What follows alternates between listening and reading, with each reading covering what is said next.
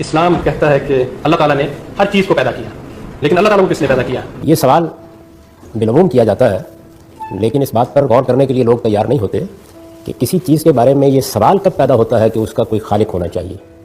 یہ سوال اس وقت پیدا ہوتا ہے جب ہم اس چیز کا مطالعہ کرتے ہیں، اس کا جائزہ لیتے ہیں، اس کا انالیسس کرتے ہیں، تجزیہ کرتے ہیں، اور یہ واضح ہو جاتا ہے کہ یہ مخلوق ہے، یہ بنی ہوئی ہے۔ ہم اس کائنات کے بارے میں یا اپنے بارے میں یہ سوال اس لیے کرتے ہیں کہ اس کا کوئی خالق ہونا چاہیے کہ یہ مخلوق نظر آ رہی ہے، یہ بنی ہوئی محسوس ہوتی ہے، اس میں ایک ذہن کار فرما محسوس ہوتا ہے۔ جب کوئی چیز اپنے وجود سے ایکسپلین ہو جاتی ہے تو کبھی ہم یہ سوال نہیں کرتے کہ اس کا کوئی بنانے والا ہونا چاہیے۔ یوں نہیں کہا جاتا کہ ہر چیز کا ایک خالق ہے، کہا یہ جاتا ہے ہر بنی ہوئی چیز کا ایک خالق ہے، ہر مخلوق کا ایک خالق ہے۔ ہر چیز جو اپنے وجود کی ایکسپلینیشن نہیں دے سکتی اس کے لیے ایک خالق، اس کے لیے کوئی توجہ ڈھونڈنی پڑے گی۔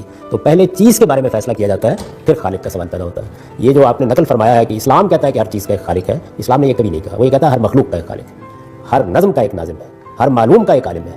یہ وہ کبھی نہیں کہتا کہ ہر چیز کا ایک خالق ہے۔ دنیا کے بارے میں بھی آپ دیکھیے کہ موجودہ دور میں جو لوگ اس دنیا پر غور کر رہے ہیں وہ کہتے ہیں یہ سیلف ایکسپلینیٹری ہو جائے گی، اس لیے اس کے خالق کی ضرورت نہیں رہے گی۔ تو جس دن یہ اپنی توجیہ خود کر دے گی ہم اس کا خالق بھی نہیں ڈھونڈیں گے، یہ اپنی توجیہ نہیں کر پائی۔ 5000 سال کی علمی تاریخ میں فلسفے نے، تصوف نے، مذاہب نے جدوجہد کر کے دیکھ لی ہے۔ یہ بالکل واضح ہو گیا کہ ہمارا وجود اور یہ کائنات اپنے اندر غیر معمولی ذہن رکھتی ہے، غیر معمولی شعور رکھتی ہے، لیکن اپنے وجود کو ایکسپلین نہیں کر پاتی، اس لیے اس کی ایکسپلینیشن تلاش کی جاتی ہے۔ اس لیے